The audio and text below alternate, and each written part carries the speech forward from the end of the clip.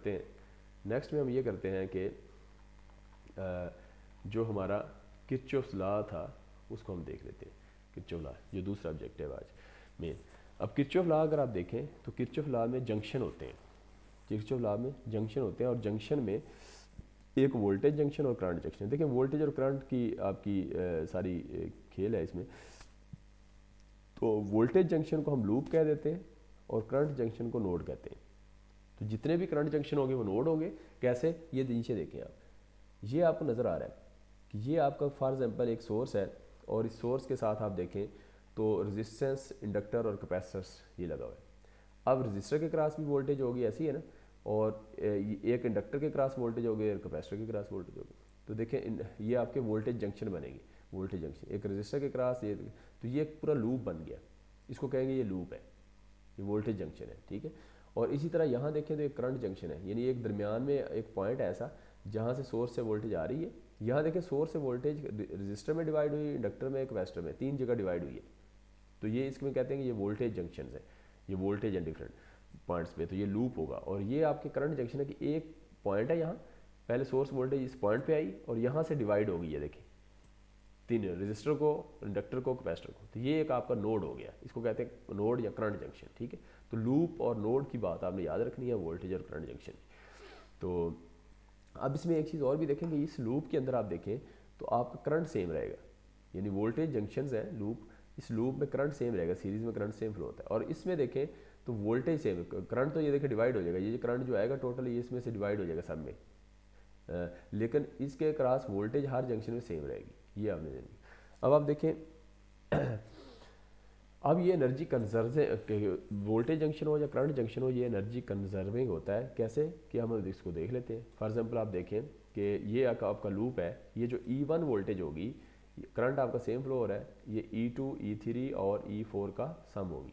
यानी आपने E1 voltage, या अगर पावर लेते हैं तो E1 को मल्टीप्लाई करंट से कर दें तो E1 will be equal to E2, E3, E4 sum, ठीक है। तो यहाँ इसको इधर लेफ्ट साइड पे ले आए तो अलजेब्रिक सम यानी E1 minus all the remaining load voltages या component voltages will be equal to 0, यानी एनर्जी टू बी कंजर्व। तो समेशन में भी लिख देते हैं इसको कि energy for all components X कह दें इसको या के कह दें, ऑल के विल बी 0।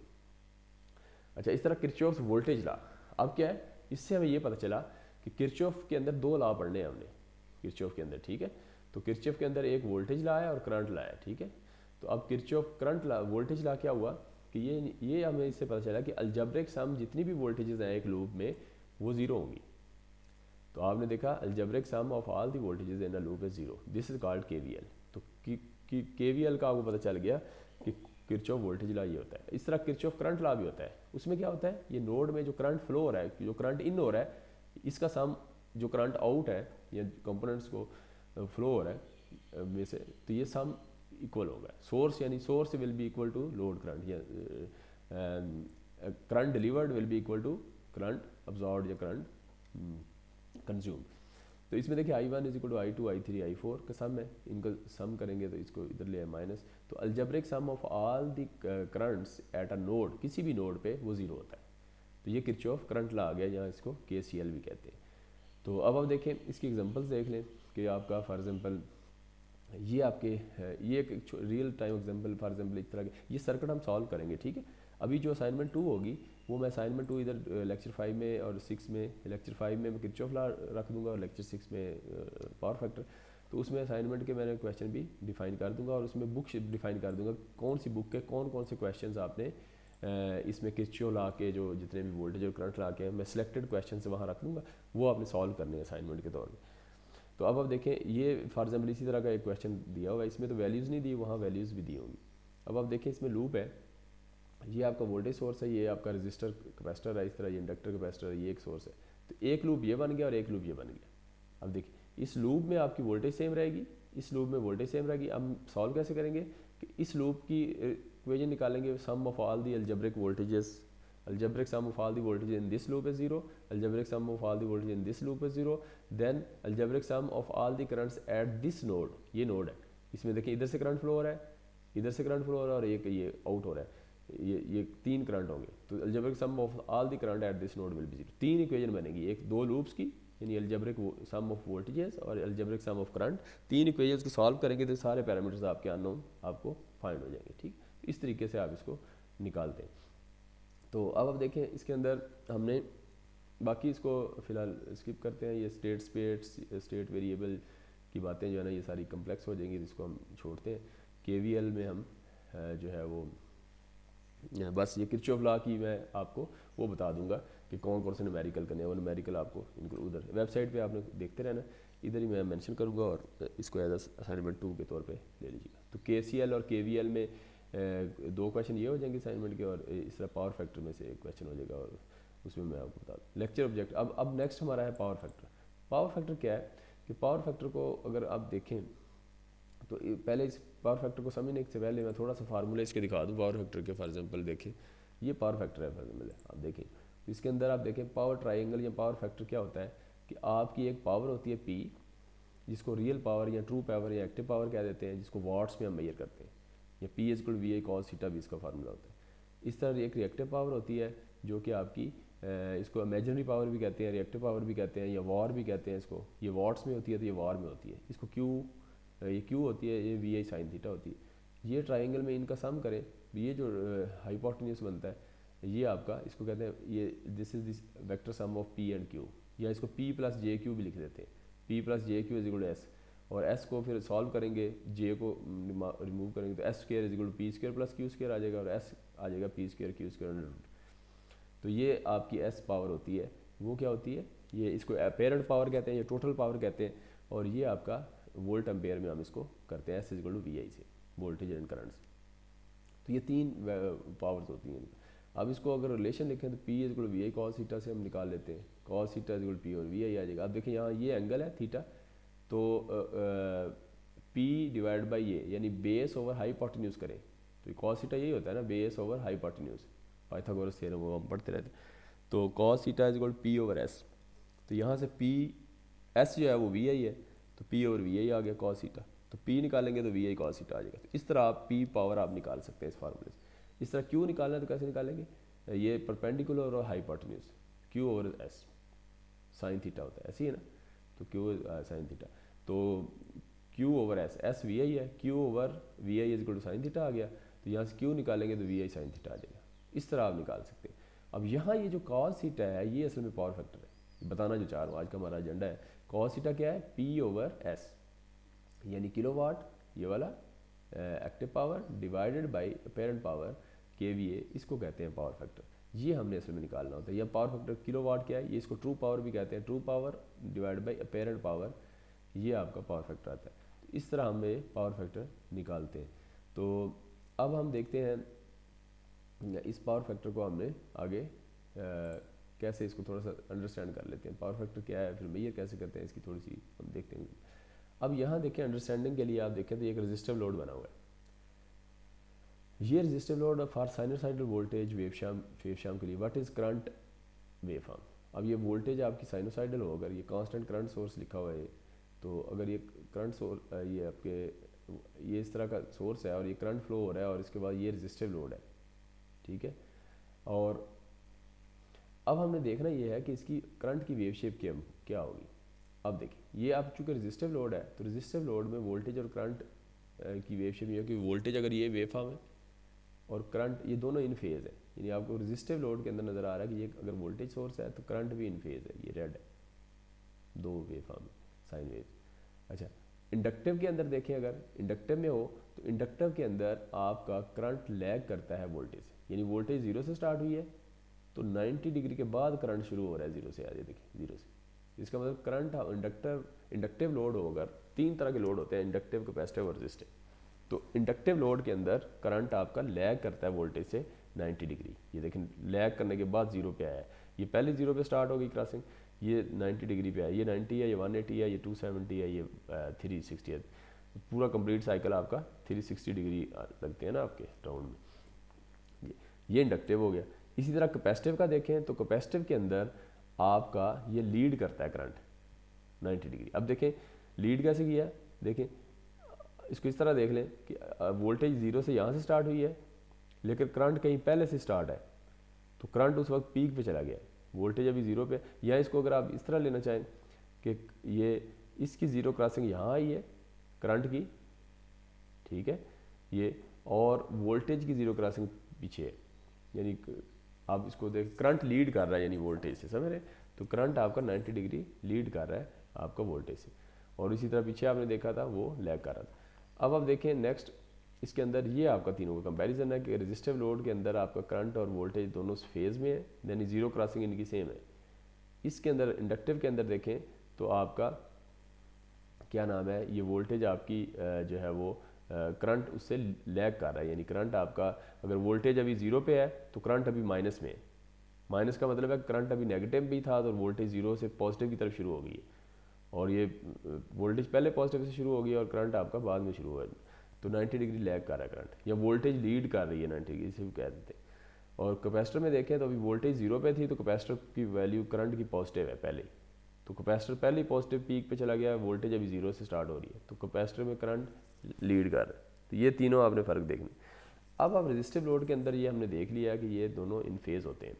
अब फेज़ है तो आप देखें इसकी वोल्टेज क्या आएगी, रेजिस्टिव लोड में इनको मल्टीप्लाई करें, यानी ये वोल्टेज को इंस्टेंट बाय इंस्टेंट मल्टीप्लाई करते हैं, ये पॉजिटिव है, ये वोल्टेज है, किसी भी पॉइंट पे, इस पॉइंट पे दोनों वोल्टेज और करंट ले मल्टीप्लाई करें, ये पावर आ जाएगी।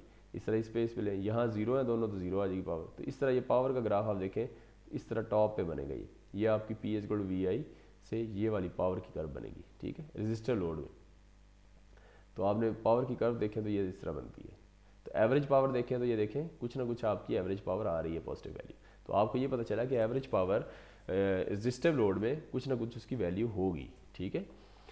अच्छा, अब आप देखें इंडक्टिव लोड में देख लें, इंडक्टिव का आप इसी तरह पावर निकालनी है, तो देखें इस पॉइंट पे देखें ये आपका पॉजिटिव है और ये करंट नेगेटिव है, दोनों का प्रोडक्ट करेंगे तो पावर नेगेटिव आएगी ना, तो ये नेगेटिव आ रही है। इस तरह यहाँ देखें इस पॉइंट पे आपका ये करंट चूँकि ज़ीरो है तो वोल्टेज ये है मैक्सिमम है, तो मैक्सिमम को ज़ीरो से मल्टीप्लाई करेंगे पावर ज़ीरो आ गई। फिर यहाँ देख लें, यहाँ देखेंगे तो ये देखें वोल्टेज और करंट दोनों पॉजिटिव हैं तो पावर आपकी मल्टीप्लाई किया तो पावर मैक्सिमम आ गई। तो आपने देखा कि पावर ऊपर नीचे जा रही है, और इसको अगर एवरेज पावर लेंगे तो एवरेज पावर देखें ज़ीरो को क्रॉस कर रही है। तो इंडक्टिव लोड में आपने देखा कि एवरेज पावर वोल्टेज और करंट की एवरेज पावर ज़ीरो है इंडक्टिव लोड में। इस तरह कैपेसिटिव लोड में देख लें, कैपेसिटिव लोड में देखेंगे तो इसको भी जब मल्टीप्लाई करेंगे और इसकी एवरेज पावर लेंगे तो आप देखेंगे ये भी ज़ीरो है, तो एवरेज पावर कैपेसिटिव के केस में भी आपको ज़ीरो नज़र आ रही है। अब आपने ये वेवफॉर्म देख ली, इंडक्टर में देखें ये एवरेज पावर है, कुछ पॉजिटिव वैल्यू आ रही है, लेकिन इसके अंदर इंडक्टर और कैपेसिटर में ये एवरेज पावर ज़ीरो है आपकी नज़र आ रही है, ठीक है। तो अब आर एल लोड ले लें, यानी पहले तो रेजिस्टिव लिया था ना प्योर, अब आर एल लोड ले लें। देखिए अब आपका हमारा सीलिंग फ़ैन है या घर के अंदर जो भी फैंस होते हैं या उसके अंदर इंडक्टर भी होता है, वो इंडक्टिव लोड तो होता ही है पहले, चूँकि उसके अंदर वाइंडिंग होती है, जहाँ भी वाइंडिंग होगी, जहाँ भी मोटर होगी, मशीन होगी, वो आपका इंडक्टिव लोड होगा, लेकिन उसके अंदर कुछ ना कुछ रेजिस्टेंस भी होगी, वाइंडिंग के अंदर रेजिस्टेंस भी होती है। तो आपका वो रियल टाइम लोड जो है ना प्योर इंडक्टिव नहीं होता या प्योर रेजिस्टिव, कुछ टाइम्स होता है जिस तरह बल्ब्स होते थे पुराने, या इस तरह रेजिस्टिव लोड होता है। तो अदरवाइज़ आपका कम्बिनेशन आपका इंडक्टिव लोड जो है वो उसमें रजिस्टर भी शामिल होता है, तो आर एल लोड होता है।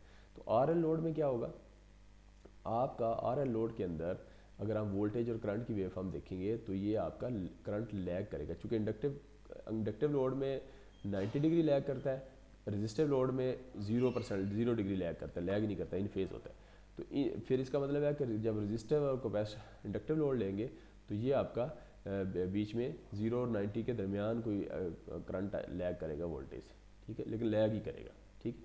तो अब देखें जब लैग करेगा तो अब उसके बाद देखें जब आपकी रेजिस्टेंस ज़ीरो है, यानी आर को यहाँ ज़ीरो करेंगे तो प्योर इंडक्टिव बन जाएगा। तो प्योर इंडक्टिव हम पहले देख चुके हैं कि उसमें एवरेज पावर ज़ीरो होती है, वो तो हम पहले देख चुके हैं अभी, ठीक है।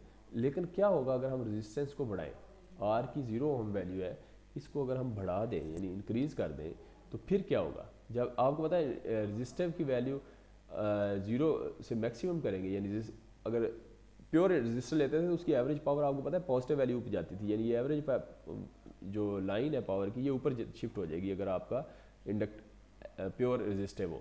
तो अगर आप रेजिस्टिव को इंक्रीज़ करेंगे, देखिए रेजिस्टेंस की वैल्यू बढ़ाएंगे तो ये ऊपर जाएगी, जिस तरह पहले मैंने बताया। अब रेजिस्टेंस की वैल्यू आप देखें आर एल लोड में जैसे जैसे बढ़ाते जाएंगे रेजिस्टेंस की वैल्यू, यानी रेजिस्टेंस पोर्शन शामिल होगा तो एवरेज पावर कुछ ना कुछ आना शुरू हो जाएगी, क्योंकि प्योर रेजिस्टिव लोड में एवरेज पावर की पॉजिटिव वैल्यू होती है। और जब आर की वैल्यू मैक्सिमम हो जाएगी, जब इंडक्टर की वैल्यू जीरो हो जाएगी, तो ये एवरेज पावर मैक्सिमम पे चली जाएगी यहाँ, ये ठीक है। तो इस तरह आपने देखा ये वेव फॉर्म शेप चेंज हो रही है, ये जीरो, ये जो आपकी एक्स एक्सिस है इससे वेव फॉर्म ऊपर शिफ्ट होती जा रही है अगर रेजिस्टिव लोड ऐड होगा। तो आपने ये देखा कि आपकी एवरेज पावर ये कुछ ना कुछ, जब इंडक्टर आपकी वैल्यू जीरो होगी तो ये इसका मतलब ये तो रेजिस्टिव लोड प्योर हो गया। तो रेजिस्टिव लोड में आपको पता है कि मैक्सिमम होती है एवरेज पावर, कुछ ना कुछ पॉजिटिव वैल्यू होती है ये। तो अब आपने देख लिया कि इसी तरह आरसी लोड देखें, आरसी लोड में क्या होगा, करंट लीड करेगा, आरसी आर में जीरो होता है करंट और कैपेसिटर में 90 डिग्री लीड करता है, तो जीरो और 90 के दरमियान कहीं लीड करेगा। तो अब इसमें भी एवरेज पावर इसी तरह होगी, रेजिस्टेंस जब जीरो है तो अब तो प्योर कैपेसिटिव होगा, एवरेज पावर जीरो। जैसे ही आप रेजिस्टेंस की वैल्यू बढ़ाएंगे तो रेजिस्टेंस की वैल्यू जीरो होम पे तो ये ठीक है आर की, और उसके बाद जैसे बढ़ाएंगे तो ये भी इस तरह रेजिस्टिव पोर्शन ऐड होता जाएगा। ये देखें रेजिस्टिव पोर्शन, तो एक टाइम आएगा कि जब आपकी रेजिस्टेंस की वैल्यू मैक्सिमम होगी, जब कैपेसिटेंस जीरो होगी, तो आपका वो रेजिस्टिव लोड होगा, तो ये देखें एवरेज पावर आपकी उसकी आ जाएगी। अब आपने देखा कि कैपेसिटर और इंडक्टर के केस में ये बेस वैल्यू को रेजिस्टर की बनती है, यानी रेजिस्टर आपका बीच में ऐड होता है तो ये एवरेज पावर ऊपर जाना शुरू हो जाती है, ठीक है। इसका मतलब ये हुआ कि average power is maximum only for pure resistive load. आपने कंक्लूड ये किया कि इसकी मैक्सिमम उसी वक्त होती है, मैक्सिमम एवरेज पावर, जब रेजिस्टिव लोड हो। आरसी या आरएल लोड जो होते हैं have some portion of power curve going negative, उसमें आप देखें तो पावर जो एवरेज पावर नहीं, मतलब वो इंस्टेंटेनियस पावर जो है उसकी नेगेटिव कर्व भी जाती है, इसकी वजह से उनकी एवरेज पावर जो है वो लेस होती है प्योर रेजिस्टिव लोड से। तो लेस होगी या ज़ीरो होगी, ज़ीरो या उसे अगर तो प्योर इंडक्टर होगा तो वो ज़ीरो होगी, अदरवाइज अगर इंडक्टर में अंदर कुछ रेजिस्टिव पोर्शन होगा तो वो कुछ ना कुछ हो। इसका मतलब होगा प्योर रेजिस्टिव लोड आपका जो है वो उसमें मैक्सिमम एवरेज पावर होगी, और बाकी जो है इंडक्टिव आरसी या आरएल लोड होंगे उसमें कुछ ना कुछ पावर आपकी होगी, ये रेजिस्टिव पोर्शन की वजह से होगी, चूँकि प्योर नहीं है रेजिस्टिव कम होगी, ठीक है। तो अब इससे क्या हुआ, पावर फैक्टर हम डिफाइन करें। अब पावर फैक्टर ये हुआ कि is the measure of the degree to which given load matches that of the pure resistance. अब पावर फैक्टर ये हम अंडरस्टैंड असल में कर रहे हैं, पावर फैक्टर का फार्मूला तो हमने देख लिया कि ये प्योर जो रेजिस्टेंस है आपकी, जो प्योर रेजिस्टेंस जो हम कर्व देखी है उसकी, उससे जो मैच करती है आपकी वैल्यू, कितना डिग्री डिफरेंस है, वो हम देखते हैं कि वो असल में हमारा पावर फैक्टर होता है। फॉर एग्जाम्पल पावर फैक्टर 1 है तो इसका मतलब load appears as R. Power factor maximum होगा यानी 1 होगा अगर आपका रेजिस्टिव लोड है, उसमें एवरेज पावर मैक्सिमम है। वो एवरेज पावर असल में वो एक्चुअल पावर है जो हमने इधर से देखी है, ये जो रियल पावर देख रहे थे। अब देखें कॉस थीटा के अंदर ऊपर वाला पोर्शन अगर मैक्सिमम हो तो डेफिनेटली आंसर आपका मैक्सिमम आएगा। तो अब आप देखें इसके अंदर आपने देखा कि ये अपीयर रेजिस्टिव लोड। अब अगर पावर फैक्टर जीरो होगा अगर load appear as L R C, चूँकि एल आर सी के अंदर आप देखें एल और सी में ऊपर जो आपकी ट्रू पावर होती है वो जीरो होती है, एवरेज पावर हमने जीरो देखी है, प्योर कैपेसिटर और रेजिस्टर हो तो उसमें जीरो होती है, तो कॉस थीटा आपका पावर फैक्टर जीरो हो जाएगा, ठीक है। तो इसी तरह फॉर आर एल के लोड लिए क्या होगा, पावर फैक्टर जीरो और 1 के दरमियान लैग करेगा, चूँकि इंडक्टिव है तो मैंने बताया लैग करेगा, जीरो और 1 के दरमियान होगा, और आर सी है उसमें जीरो और 1 के दरमियान लीड करेगा, ठीक है। तो ये अब आपका हो गया। अब ये जो लीड या लैग है, ये आपका फाई जो है, ये करंट लैग कर रहा है लीड कर रहा है, ये जो फाई है, इस फाई को आप देखें, ये फाई की वजह से जो आपकी ये फॉर एग्जांपल ये भी आपका करंट लैग कर रहा है, ये वोल्टेज जीरो पे है तो ये करंट अभी नेगेटिव पे ही है, अभी जीरो पे बाद में आया है तो करंट लैग कर रहा है वोल्टेज से, कितना angle, phi angle for example. तो ये फाई एंगल लैग करने की वजह से आप देखें इसकी पावर निकालें, दोनों को मल्टीप्लाई करेंगे तो एवरेज पावर आपकी ये आ रही है कुछ ना कुछ वैल्यू, ठीक है। और ये आपका प्योर आपका ये क्या था, प्योर आपका रजिस्टर था जिसकी एवरेज पावर है। अब इसमें जो लैग कर रहा है, लैग करने की वजह से ये कुछ ना कुछ पावर देखें इसकी मल्टीप्लाई करेंगे जब तो कुछ पावर नेगेटिव में आएगी, ये देखिए ये कुछ पावर की आपको नज़र आ रही है, ये नेगेटिव साइड पे आएगी, कुछ ऊपर जाए।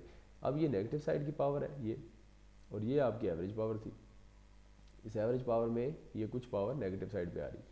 अब आप देखें इसके अंदर, यहाँ देख लें इसको पावर वाला फॉर्म, एवरेज पावर और ये निकाल ली है इसमें।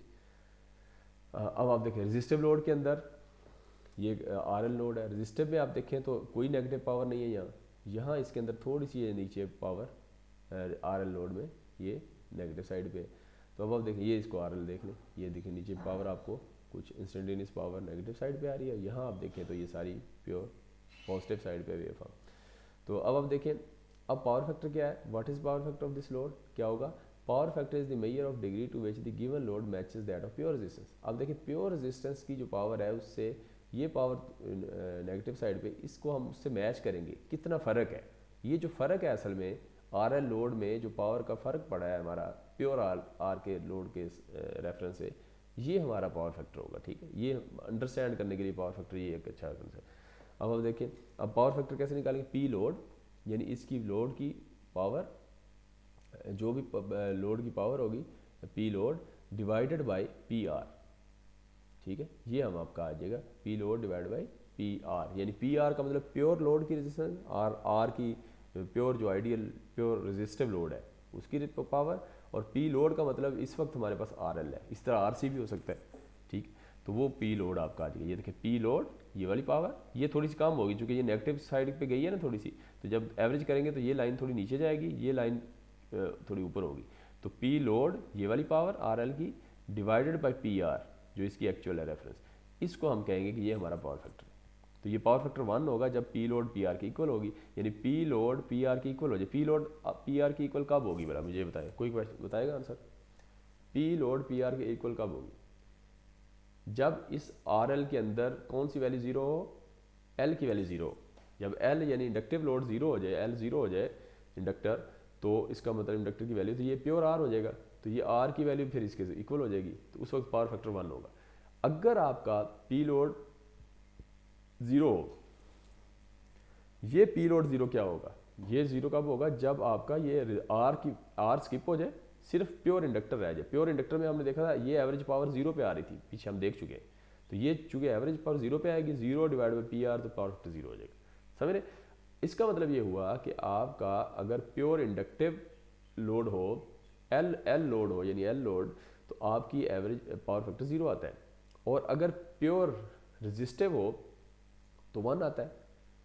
तो अगर प्योर रेजिस्टिव भी ना हो, इंडक्टिव भी ना हो, तो इसका मतलब ये होगा आर एल है, तो इसका मतलब ये लैगिंग तो है लेकिन ये प्योर नहीं, तो इसका मतलब ये 0 और 1 के दरमियान आएगा, ये लैगिंग होगा। इस तरह अगर आर सी होता यहाँ तो वो फिर लीडिंग होता, वो भी 0 और 1 के दरमियान होता है, वो लीडिंग होता है। ठीक है, तो ये देखिए अब आप इसकी पावर फैक्टर पी लोड और पी आर, ये average power of any given load P load हो जाएगा, और P R average power of pure resistive load जो हमने देखी है वो उसकी मैग्नीट्यूड होगी। ठीक, as power is the average quantity the above equation is valid for any voltage current variation. ठीक है, तो ये हमने इस तरह देख लिया। अब ये अब आर एल लोड हमने निकाल लिया, ये फाई एंगल निकाला, कॉस फाई आपका जो है वो कॉस थीटा या कॉस फाई, वो आपको पावर फैक्टर होगा, यानी वोल्टेज और करंट के दरमियान जो ये डिफरेंस है इसका कॉस थीटा निकाले तो ये हमारा पावर फैक्टर होता है। R load for same V M I M, ये देखें इसके अंदर ये प्योर रेजिस्टिव है तो सेम फेज है, और ये लैग कर रहा है, ये हम देख चुके हैं अभी। आर एल लोड है, आर लोड फॉर सेम, तो ये इसको अगर यानी वोल्टेज पहले तो हमने देखे ना, वहाँ हमने ये पी लोड और पी आर के रेफरेंस से पावर फैक्टर निकाला। अब हम वोल्टेज और करंट के रेफरेंस से पावर फैक्टर निकाल लेते हैं। पावर फैक्टर इस तरह भी निकाल सकते हैं। अब वोल्टेज और करंट के रेफरेंस से देखेंगे तो आर एल लोड ये रिएक्टिव और एक्टिव, अच्छा ये रिएक्टिव पावर है ये नीचे, और ये एक्टिव पावर थी, ये हमने इधर देखी है पावर ट्राइंगल, ये रिएक्टिव पावर, ये एक्टिव पावर है। तो दूसरे लफ्ज़ों में आप देखें ये रिएक्टिव पावर, इसको वेस्टेज पावर भी कह सकते हैं, जिस तरह ये देखें पावर वेस्टेज की फॉर्म में भी इसको कह सकते हैं रिएक्टिव पावर। तो ये तो अब पी आर आपकी इस वक्त देखें, पी आर आपकी इसको हम इस तरह भी लिख सकते हैं, P R V M I M, चूँकि पी आर क्या है, वोल्टेज और करंट का मल्टीप्लिकेशन है, तो इसको वी मैक्सिमम और आई मैक्सिमम डिवाइड बाई 2 इसको कर दें, वी एम आई एम और ओवर 2, ये इस तरह लिखते हैं, या वी एम ओवर अंडर 2 और आई एम ओवर अंडर 2। ये आपको पता है कि पीक वोल्टेज डिवाइड बाई 2 करें तो ये वी आर एम एस आती है। जैसे घर के अंदर वोल्टेज 230 वोल्ट है, तो 230 को आप मल्टीप्लाई करते हैं अंडर 2 से, तो वो आपका 320 पीक आता है, तो वो वी एम होती है पीक। तो वी एम ओवर अंडर 2 और आई एम ओवर अंडर 2। ठीक है, ये इस तरह है। अब आप देखें पी लोड जो है आपकी, इसका अगर वी एम आई एम देखेंगे ओवर अंडर 2, ये less than equal to P load जो है ये लेस देन इसका जो वी एम और आई एम ओवर 2 से कम होगी, क्यों कि ये नीचे आपकी कुछ पावर ये वेस्ट हो गई है, या क्यू रिएक्टिव पावर में चली गई है। इसमें पी आर जो है प्योर रेजिस्टिव के अंदर V M I M over 2 ये प्योर इक्वल इसके इक्वल होगा। ठीक, अच्छा अब आप देखें ये लेस देन है आर एल के अंदर, लेस देन है, और ये आपका दोनों में इक्वल है। तो अब इक्वल होने की वजह से क्या होगा कि फॉर साइन वेव शेप में आप देखें तो पी लोड आपका आ जाएगा यहाँ कि आपका V M I M over 2 और मल्टीप्लाई इसको कर दें कॉस फाई से, कॉस फाई से मल्टीप्लाई किया। अब देखिए चूँकि इसका रिलेशन जो है वो कॉस वाला रिलेशन बनता है कॉस फाई आपने, क्योंकि इनके दरमियान जो डिफरेंस है वी एम और I M two, V M और आई एम के दरमियान जो एंगल डिफरेंस बन रहा है वो आपका फाई है, तो कॉस फाई हमने ले लिया। ठीक, कॉस फाई अब ये है कि कॉस फाई से मल्टीप्लाई किया। अब आप क्या करेंगे, इसको अगर आप देखें तो ये आपका V M I M over two cos phi जो आपकी वैल्यू आई है पी लोड की, इस पी लोड को, और इधर पी आर क्या है V M I M over two था, ये V M I M two. ठीक है, जब इसको आप डिवाइड करेंगे, ये आपका कॉस के साथ रिलेशन है, और चूँकि कॉस के साथ क्या है कि इनके दरमियान एंगल डिफरेंस है, इसमें एंगल डिफरेंस 0 है, तो कॉस 0 1 हो जाता है इधर। ठीक है, तो इसको कॉस फाई इसको 1 लिया। तो अब इसको आप पी आर की वैल्यू नीचे V M I M over two कर दें, ये ऊपर कर दें, तो आपको कॉस फाई आ जाएगा। तो यही हमारा पावर फैक्टर है। तो ये देखें हमने दोनों रेफरेंस से, जिस तरह पहले हमने दो रेफरेंस से यानी इसको और इसको रेफरेंस बना के हमने पावर फैक्टर निकाला था पी लोड और वी आर से, और इसी तरह हमने देखा कि वी एम और आई एम से भी हम दोनों रेफरेंस से आर एल लोड और आर लोड प्योर वाला को इससे रेफरेंस बना के हम इसकी पावर पी लोड और डिवाइड बाई ये करेंगे तो उससे कॉस फाई आ जाएगा। तो ये cos phi this is what the actual power factor. तो ये हमने पावर फैक्टर का देख लिया। अब हम इसके अंदर बाकी चीज़ें हम जो है वो फ़िलहाल इसको इसी तरह ये कैपेसिटिव के केस में है, कैपेसिटिव के केस में सेम रेपिटेशन है, कैपेसिटर के केस में हम इसको देख सकते हैं। और ये हमारी पावर फैक्टर, तो ये पावर फैक्टर का हमने देख लिया formula P load over V M और आई एम, ये जो हम रिलेशन देखा था P load over P R और P load over V M I M over under two, ये आया था ना under two P V M I M over two, ये जो टू नीचे आया था V M over under two और I M over under two, या V M I M over to, तो टू को ऊपर ले गए तो टू ऊपर चला गया। अब ये जो है ना आपका ये जो वी है या आई है, ये आपकी इफेक्टिव वैल्यू है, इसको कहते हैं वो इफेक्टिव वोल्टेज, या वी आई जो आपने ये दिखा। ठीक, ये इफेक्टिव वोल्टेज है, या इसको हम कह देते हैं कि ये आरएमएस वोल्टेज भी है, इसको कह देते हैं। अब पावर फैक्टर की ट्रायंगल फिर इसका मतलब है कि इस तरह बना, ये मैंने पहले ही बता दिया आपको कि वार क्यू रियल पावर और एस अपेरेंट पावर। तो अब आप देखें कि पी लोड आपकी, ये आपकी P load divide by V I, ये जो वी आई है ये आपका वही था, ये रिलेशन जो मैंने आपको दिखाया S apparent power we I. ये वी आई दिखाने के लिए आपको उससे वहाँ से समझाया वी आई कैसे आया, ये वी आई आपका आया, ये वी एम ओवर ये जो टू था ना आपका, समझे ये टू आपको V M over under two करें तो ये वी आ जाएगा आर एम एस वोल्टेज, और I M over under two करें तो आपका जो है वो आर एम एस का ये इफेक्टिव, इसको कहते हैं आर एम एस वोल्टेज को इफेक्टिव वोल्टेज, और अगर इसकी रेजिस्टेंस लें तो इफेक्टिव रेजिस्टेंस आ जाएगी वी ओवर आई से। तो ये आपका वी आई, ये जो वी आई है नीचे इसको कहते हैं कि ये प्रैक्टिकल आपका ये जो पावर है ये deliver to the resistive load. तो ये हमने रेजिस्टिव लोड को डिलीवर की, यानी ये एक्चुअल पावर हमारी लोड जो डिलीवर होती है वो एस होती है, उसमें से एक्टिव पावर पी होती है और बाकी इमेजिनरी पावर या रिएक्टिव पावर क्यू भी कह देते हैं उसको। ठीक है, तो ये अब आपका V I cos theta is equal to P load, यानी V I cos theta is equal to P load, इसको और यहाँ से आप पी लोड और वी एल करेंगे तो ये cos theta, this is what the power factor is. तो यहाँ से आप पावर फैक्टर ये इसने वही relation V M I M over two किया है, और इसको V M over under to कर ले, आई एम ओवर अंडर टू कर ले, तो ये इसको इस फॉर्म में भी आप इसको लिख सकते हैं। ठीक है, तो ये अब आपने देख लिया कि पावर फैक्टर का रिलेशन ये आ गया। अब हम ये देखते हैं कि मैं आपको इसके ना पावर फैक्टर का एक छोटी सी एग्जांपल करके इसको सेशन को फिर एंड करेंगे, लेकिन ये इसकी हम प्रैक्टिस करेंगे नेक्स्ट टाइम भी। फॉर एग्जांपल ये देखिए पावर फैक्टर है, पावर फैक्टर, तो पावर फैक्टर के लिए ये सर्किट है, इस तरह का सर्किट मैं आपको दूंगा, फिर आपने सॉल्व करना होगा। फॉर एग्जांपल ये देखिए ये सर्किट है आपका, इसमें एक सोर्स लगा हुआ है 120 वोल्ट का, हमारा 220 वोल्ट में चेंज भी कर सकता हूँ, 50 हर्ट्ज़ है, 60 हर्ट्ज़ है, 50 हर्ट्ज़ से वोल्टेज सोर्स लगा दिए, ये करंट फ्लो हो रहे हैं, करंट। ठीक है, ये करंट कैसे निकालेंगे, ये हम वो नोडल वोल्टेज किरचॉफ वोल्टेज यहाँ से निकालेंगे, इससे भी निकल आते हैं, या गिवन भी हो सकते हैं आप। अब इसमें एक कैपेसिटर है, एक इंडक्टर है, एक रजिस्टर है। ठीक है, ये इस तरह का सर्किट है। अब इस सर्किट में से आप देखें फॉर एग्जांपल आपके पास ये कैपेसिटर, इसमें सबसे पहले आपने क्या करना है, सबसे पहले आपने ये करना है कि इसके अंदर आपने इम्पीडेंस निकालनी है, टोटल इम्पीडेंस यानी टोटल रेजिस्टेंस इसको कह लें। अब ये तरीका, दूसरा तरीका है कि आपने इसको पावर फैक्टर को इम्पीडेंस की फॉर्म में कैसे लेना है। पावर फैक्टर को इम्पीडेंस की फॉर्म में अगर मैं आपको दिखाऊं, ये देखिए पावर फैक्टर इम्पीडेंस फार्मूला मैं देखता हूँ, इम्पीडेंस फार्मूला। ठीक है, तो ये इसको यहाँ से आ जाएगा आपको, ये देखेंगे, ये देखिए आप इस तरह का फार्मूला भी आपको नज़र आएगा पावर फैक्टर का।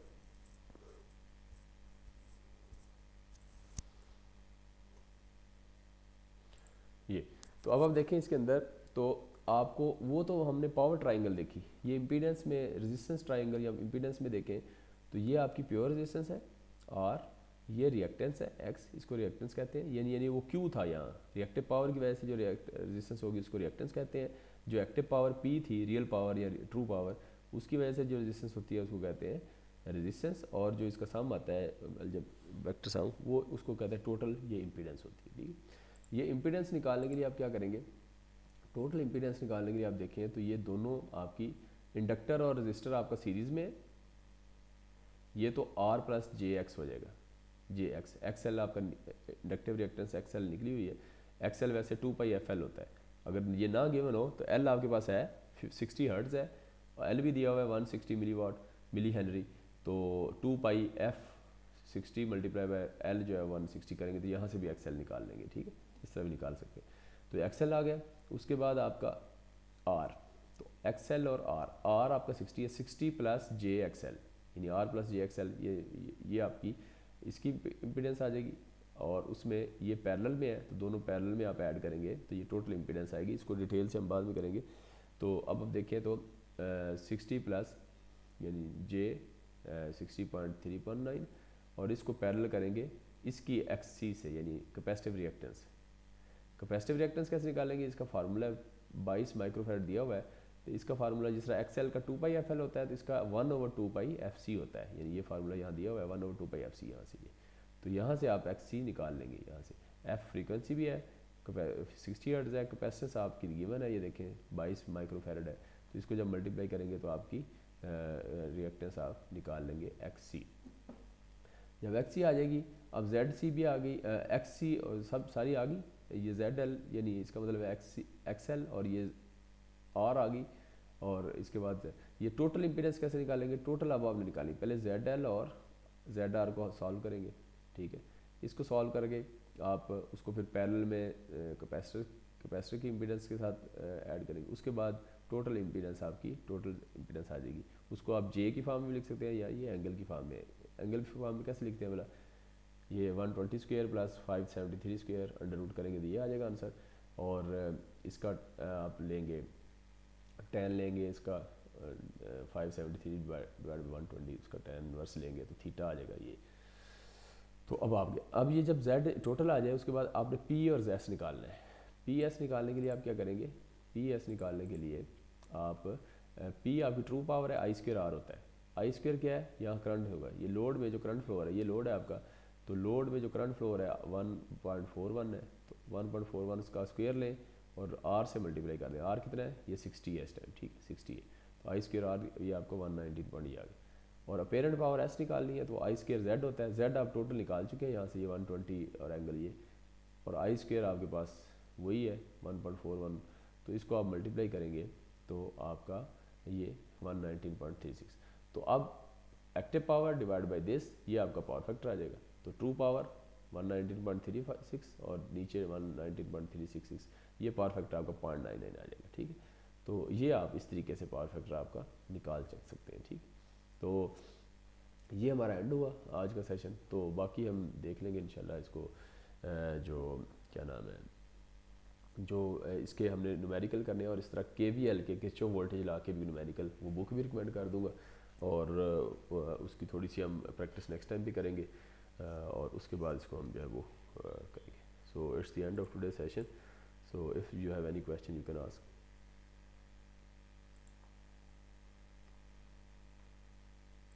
चलें फिर अभी इसको सेशन को एंड करते हैं। ओके।